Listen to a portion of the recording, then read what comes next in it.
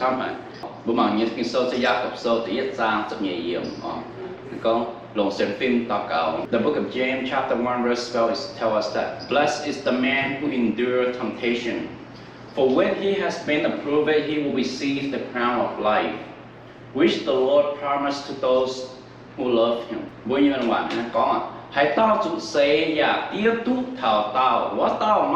tao mai on lọ为主跌了就都天空谁半夜命谁东天空亮半喊念我地面都夜命 So have you ever thought that you can't take it anymore or I want to give up that your life you face so much struggle so much problem constantly coming toward you it seems that there's no end to it do you ever say I want to give up I have enough bố tôi yêu mấy mẹ với mà xem bộ bố tôi ham thảo có yêu sự biến là yêu quảng là yêu phật bất sáu là phật đức bất sáu là với chủ yêu quang chủ yêu sĩ quang chủ yêu mẹ là chủ quang chủ cháu từ nãy sắm như mẹ chủ quang quan hà rồi sắm như mẹ chủ họ quang liễu nhiều lẹ quang nhiều lại con quang ấy nhiều xiềng á bản xuân năm biểu bông tỏ rồi anh pháo năm biểu bông pháo lý năm bông và năm bông cả hai rồi anh pháo bố sao hai khấu có sự biến là yêu quang là nồng lọ sợ rồi, ai kết pháp họ, bây giờ cháu biểu cũng có một sản phẩm, bữa thứ hai nó phải họ. So these stars have the power to change the direction of our life. All those stars that we have that persuade us to give up in our goal, in our relationship, in our life. It has the power to change the direction of our life, of our thinking, of our thought. So tôi nó tôi hay hắm tề cháu như nhủ màคุณcó buông mà bèn phải xây nàn phải họ mà giàu phải mà xì phảiปัญหาphải hay nhua bàแต่สมบูรณ์ก็เอาเยี่ยสปีนหล่อยเพื่อภาษากว่างหล่อตุ้งแต่เจ้านั้นมาช้าให้ฟ้องบัวอย่าให้ต่อบุญเสียงฟิล์มต่อบุญเหี้ยวอย่างคอยเจ้าแต่ปุ่มบุญอย่างมาช้าเนี่ยสมบูรณ์บุญสาวมาช้าสมบูรณ์มาช้าจุ้งตัวบุญบัวเห็นแต่กองบุญจุ้งเพื่อภาษากว่างนั้นน้องช้าจุ้งหัดสวดตายยืมบุญแม่ So what is influencing our thought? What is it? Why do we think that way? What causes us to think that way? Nhớ như sầu bông bùa hăng nào hăng, như hăng sầu bông bùa có gì, speed là, gì quảng là, những cái phía là, mà như mùi là, trốn sân như là, phát sở quảng tôi là cả súng chìa,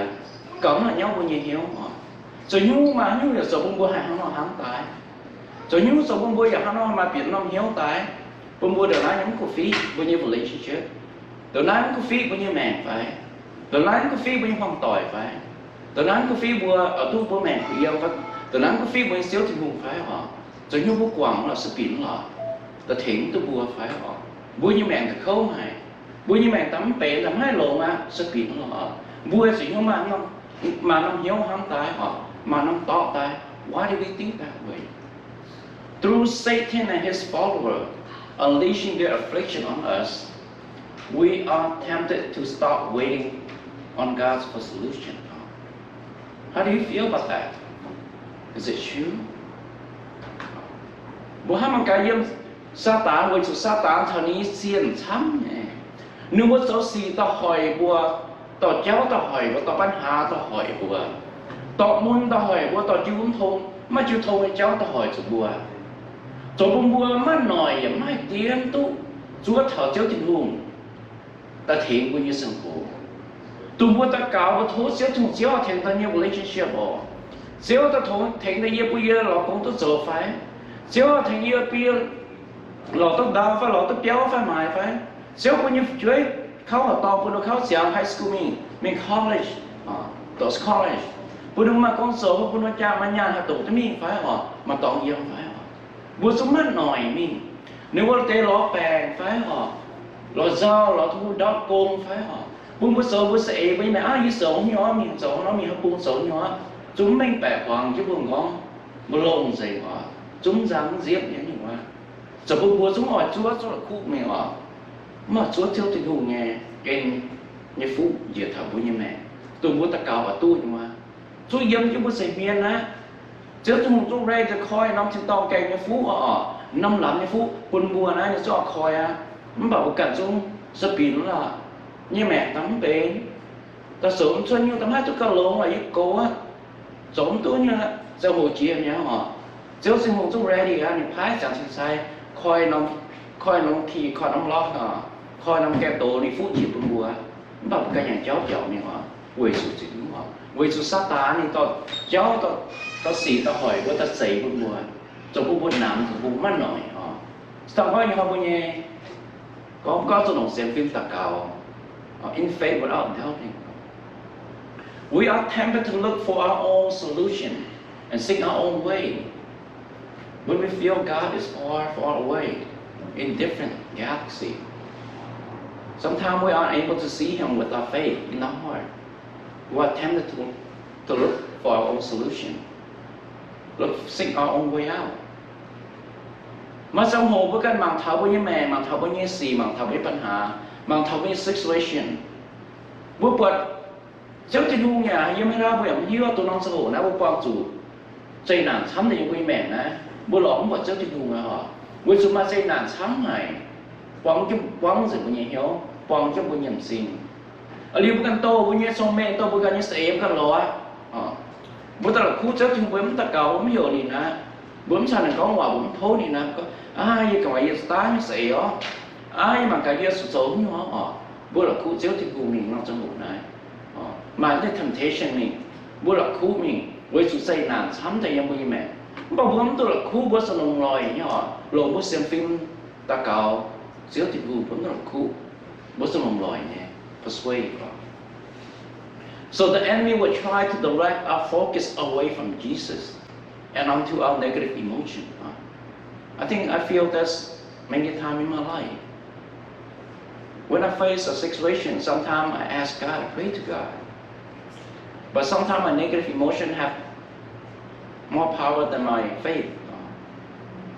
I usually focus on my negative emotion. Then I have a jump in the pit of self-pity. Bukan kuliah, bukan mak, bukan phải bukan phải họ mà sao hồ với nhé bình vắng tao sa tàn sa ni xiên nè bèn với nhé sinh nè bèn với nhé hiếu buôn búa mảng của xéo sự lặng trà buôn búa là khu với xéo thì buôn hải hám bùa nè số là hải hám bùa số này ní xía trên tòng dìa tai quỳ hám bùa bà bùa mà sao hồ với cái bao sủng mấy chiếu thôn sao với hoàng tỏi với mua tỏi với cái những món phải sao cũng chơi phải với những bè phải họ sắm tay dây nản sắm tay búa sai màng cái màng cho với những bè búa chồng màng cái màng cho với problem không all we can see is our problem all the negative thing in our life and we focus on that màng thế này nếu búa có chẳng có they said what you focus you attract that. If you focus on the negative, you'll attract the negative. I believe that. When you focus on your problem, with your partner, with your relationship, with your faith, with your family member, all you see is problem. How come this person is so high temper? How come this person does not understand what I try to say to them or help them? All we see is problem. But when we turn our focus on the positive, what are we able to help them to overcome? We will see positive. We will see faith and strength from God. Bố hát sàn nhầm bố làm cái bố gì mà chúปัญหานะbố không quật vớiปัญหาbố không quật với chế một nòng hồ mà với nhà áo sao với gỗ sao bố bị nhau có chiều tao bố chiều có một số nhiều muốn làm bao nhiêu và bố không tỏi bố mua tỏi phá bố giặt tỏi bố có hoàng lộn cái thèn bố nó bố thứ bố chiếm bị nhau bố hấp nó bố nó mẹ tốt lộn nó bố bị nhau nó sẽ với sự bố không hám nên cái này cháu có hám vào những bố mình bố sao không bận vào những bố mình sẽ có bố hám positive hám lộn nghe rồi nghe là như chế lộn bị lại sự thương gì nhắm má nồi phải gì má xong mình cả phải yếm má hiếu soi cả phải yếm ta cả thố sẽ không cuốn tệ gì bây giờ hai mai soi bây giờ mà hiếu đáo bây giờ hay hám bây giờ to nữa bùa tôi nói chiếm chủ nhé cháu thì không quẩn như nè nếu bữa cái chia bé ôi như tôi nói là chém từ sườn như héo ấy từ thố theo thì bữa như sườn như héo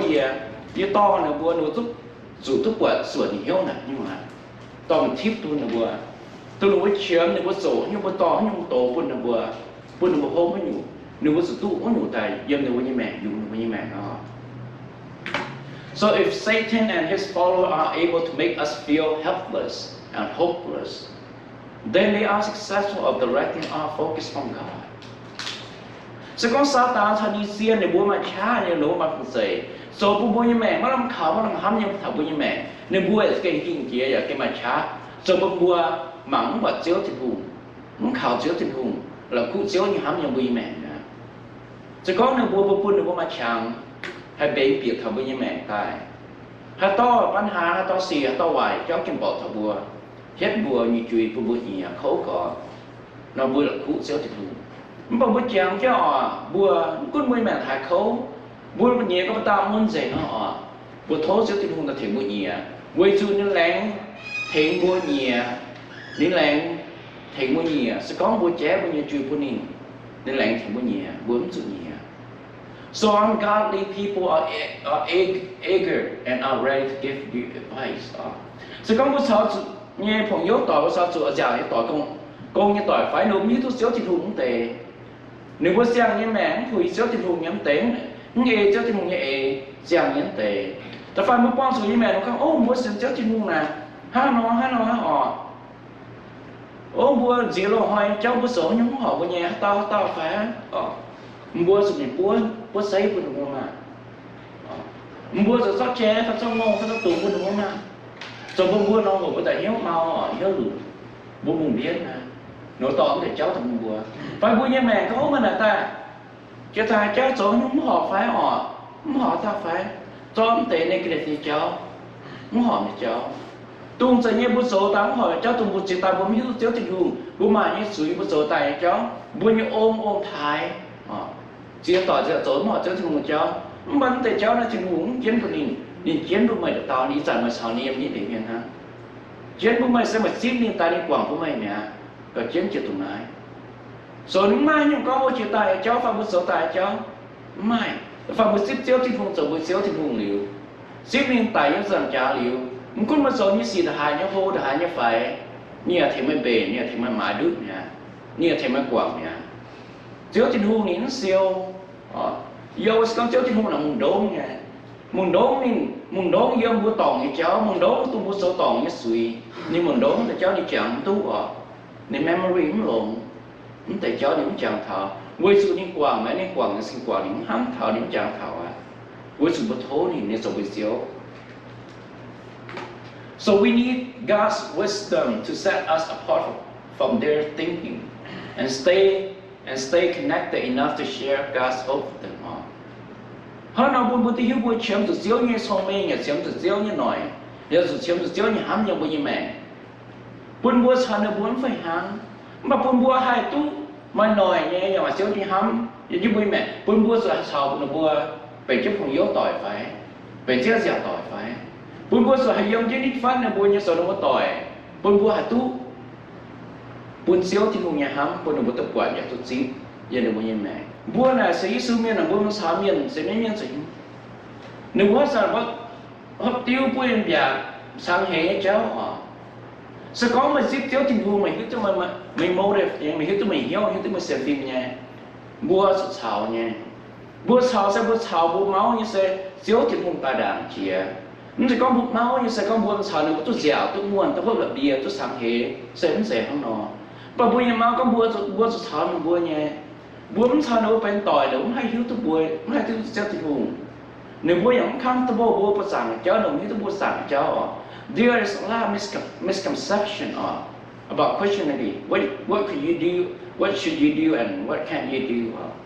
What can you do and what can't you do? Nó buồn sao nó buồn này nó bao hiểu tôi nó. Còn hai người có buồn sẽ Giêsu miền buồn hay buồn giả hay tiêu hay mình sáng hè mai mình hay đào TV hay mảng mà PG mà PG phải G mà cartoon nó nặng xuống hay mảng bởi do mà sự quay diếu đó là sự xin diếu vậy để cho mình nhìn thắm nhỏ nếu mà ham thầm thì cháu mà bố mình thảo nó thì hiếu nhẹ em già nội cuốn tôi phải tu chú nào hốt tôi phải tu sang hệ là bố mình tôi phải tu ở mai cái số con bùa nhây lễ phải trên hung tình là con bùa ta phan bùa hai giang bùa hai xích tôi thanh cái này như bùa như mẹ bùa như lễ tùng nái ha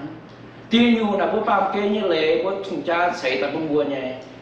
lốm cái to bùa phá bướm xảy là bùa bao kê như miền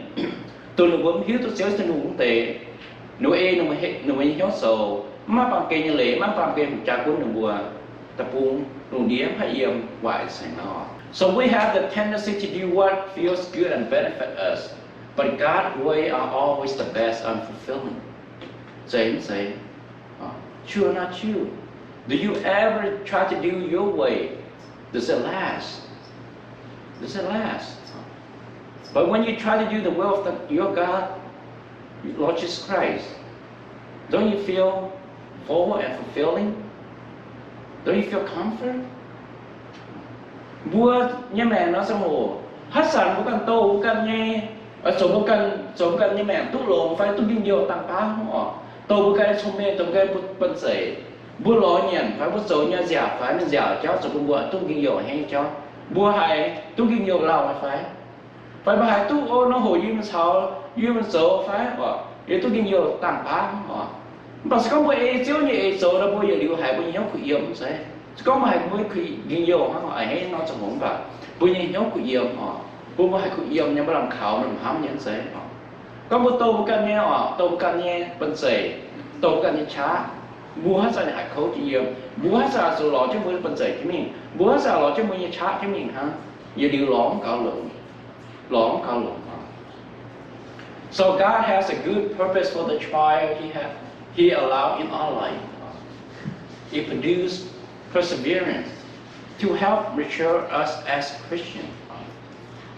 So nên nhiều bố quang sự như gì quang sự nhưปัญหายังบุญแม่เมื่อคุณให้หน่วยป่าเจ้าที่บุญในบุญแต่เจ้าสตาบุญบัวมาหน่อยบุญบัวหัดชดหน่อยยังบุญสันฟิล์มหัดชดหน่อยยังบุญแม่บุญบัวยังหิ้วหัดดาวบุญบัวยังหิ้วให้ใหม่ทำแต่ยังบุญแม่บุญบัวหัดโพยังเจ้าที่บุญบุญยังสันโพบุญยังสันฟิล์มหัวยังเจ้าที่บุญส่วนบุญยังแม่สิ่งนี้เราไม่ปัญหาเพราะมาสี่เพราะพวกความนี่แหละ It mature you, it gives you strength, it gives you solution in your life. Next time you face it, you will know what to do, no matter what it is. It will give you perseverance, it gives you love, endurance. Sẽ có một nó hám thảo, dấu thì luôn bền của tai, bố quan như cháu, quan như xì, quan như bèn, và quan nhưปัญหา Yêu bố yêu hóa phải yêu bố hoàn tỏi, bố mua tỏi phải yêu chụp bám phải bùa số hai mà làm khảo và làm hám quay sự quý hiếu tôi có chiếu trên vùng nền bền tại tại bùa bùa hai tất quang tại sĩ bùa bùa hai hồ bùa bùa hai cầu mà trong mình phải họ cầu mà nổi phải cầu mà ní hám phải cầu mà ní clear như bùa mẹ phải họ buôn thảo buôn hoàn tỏi buôn thảo bùa như chụp bám buôn thảo bùa như chuối bùa số hai hám mà làm khảo tại bùa số bền có bền passive tại bùa như mẹ họ So I'm say negative you are. So we children of God must learn to pray steadfast. Nó bùa tụi tao xin chữ Giêsu miền bùa mà tụi là cứ buồn nhuệ trên chiều cái tà cáo lông dây với xin chúng tà cáo chéo thì đủ bùa mà tụi nam nhà bùa mà tụi xuôi mà trong hồ bùa mau nhé mà trong hồ xì sám nhé mà trong hồ hoài sám nhé tao kịp bỏ thằng bùa như mẹ mà bùa sao tà cáo bùa sao quỳ gì hát sao nhà chẳng giống tụi cứ quỳ giống mới chẳng thấy giật miệng tà cáo cho nên có hòa bùa bén nhé như nhung bùa chậm như bùa sụp quăng nhé như yếm như bùa kẻ hên muốn có bùa hạt xuôi mà xong họ bùa mau nhé có bùa sập bùa hạt mau có bùa mắt chá bùa giang có bùa bỏng có bùa sinh bỏ mau rồi bùa số hạt kẻ hiện đâu chiếu thì hướng dẫn như kẻ niệm bầu cho bùa niệm bá cho bùa niệm kẻ cho bùa muốn bùa sinh bỏ hạt thả thảo bùa sinh bỏ hạt quẩy thả đó muốn thằng bùa sinh bỏ bùa hạt bài. So with the power of the Holy Spirit, fight for your relationship with Jesus Christ. Fight for your relationship with your spouses, for your family, for your churches, for your kids, for your financial, for your job. Nó tính chiếu sinh linh như bùa, tính sinh linh tao, địa ton sẽ sinh linh tao. Tôi hát sao bùa quang số mau sao bùa tôi tính như bùa, ta cầu buôn bua mà trái là buôn bua hay hình thứ chia mà cũng không xì à buôn bua mất tung xuôi giống chiếu thịt hùng mất tung xuôi mất tung nằm như bùi yên trà mất tung xuôi mất tung nằm như bùi yên học tỏi mất tung xuôi mất tung nằm như bùi chịu bằng bùi chiếm chủ như công bùi chiếm chủ như sệ bùi chiếm chủ như bùa mất tung xuôi bùa mất tung nằm chiếu thùng bùa mảng chéo nó cô dẹp phai nó cô chiếu thùng ô chiếu à nó cô e bùi nhẹ hiếu mà nó cô lộ nghe tôi nhang sám nghe bao giờ phai công tu bùa nằm hiếu bữa nay sinh thiên hùng, xéo thiên hùng những cái bể nông con cho phuyến tôi nó buồn bùa, phuyến tôi bớt sầu, giờ con nhà của mang cái nhà mẹ, con nhà chăm là giờ con chiếu bé, con ở nhà tỏi bé, bữa sầu chứ họ buồn bùa, điểm buồn bùa, con béo phải lút phải hay nhua bà, bữa ở lồng bữa ta cáo chơi thiên hùng buồn bùa, phố đi buồn bùa, bao nhiêu bể nông tỏi buồn bùa, tắm sậy của nhà, bữa buồn nhiều lá xéo thiên hùng. Thiếu trên hùng bền như nào quân với cao lồng chuyện nóng tỏ, với sự bây giờ chứ nào còn lồng, bây giờ chứ bùa mà phú, hai mà phải hỏi như vậy mẹ, bùa mắng quạt đó, bao bữa xiên bữa khảo xéo trên hùng, khảo này hám, khảo này sống như xéo trên hùng, nên cậu lồng vấn đề hám của ta, nếu quân bữa tốt lồng, sống con bùa nhưng bữa ta cào thì cũng tốt phải họ, bùa cũng rủi nhót nằm, bùa quăng như vậy mẹ phải bùa cũng rủi nhót nằm, bùa khảo bữa xiên xéo trên hùng này bể bùa cậu lồng chia. So ask God to give you strength to endure your trial. Họ nói bố thấu chiếu thì hùng bố mà chát nhé,อย่ามาหน่อยnhé. Bố hay hình cứ chiều bố như xì, hình cứ chiều bố như ปัญหา hình cứ chiều bố quang nhé, hình cứ chiều bố như nằm. Bố ní sinh minh bìa, bố ní sinh minh bìa, bố ní hiếu ta bố mình hiếu hãy cho tại. Bố nên hay nằm họ. So when you fall, get back up. It's not easy, but keep holding on to the hand of God. Họ nói mà trong hồ bố hạt đỏ. Bố hải bố mau bố xuống bố bùa phá là thốt xếp trên hồng nắn bố bùa mà nó tủ xuôi nó nằm không hề là bố quăng như xì bố quăng như cháu bố quăng xuống nhân mạng bố phá mùi phải bố quăng xuống bố cái chấm xuống con chân tự sinh nhang trong hồ phái họ bố có nó không hề mà bố sợ bố quăng xuống xong bố nào không hề không bố họ bây giờ nhiều bố yếu tôi không hề không bố hải xuống bố bùa lò xếp trên hồng nên xuống khen những bố nắn như bố bùa So don't give up in Jesus' name. Hắn nói bùa mất tu là khu giống bùn đó. Xéo Giê-xu nó bùa. Hát ra là chẳng như Giê-xu nó bùa. Chẳng như nó hát ra hiểu chứ nó bùa thiện chứ mày. Hát ra là thố nó bùa Giê-xu là thiện chứ mày thố cầu chứ mày hoàn tội. Hát ra là thố Giê-xu nó bùa xây phu giống chứ mày hoàn tội xây phu giống chứ mày mẹ. Mới chiếm rồi nhúng. Mới qua mà chế chiếm rồi nhúng. Mới qua mà chụp băng chiếm rồi nhúng. Mới qua mà không tòi trong sự nhung, mới qua mấy sai tòi mấy áo và mấy gỗ chịu nhung, mới chẳng cái nông bùa Giê-xu này, mà tính nông Giê-xu như bùa, ta cáo thố nhìn thấy của mày, tôi mới qua mấy chém chủ nhé, mà chủ nổ nghe mấy mẹ nghe, này chứ tình hùng vậy chúng ta cáo.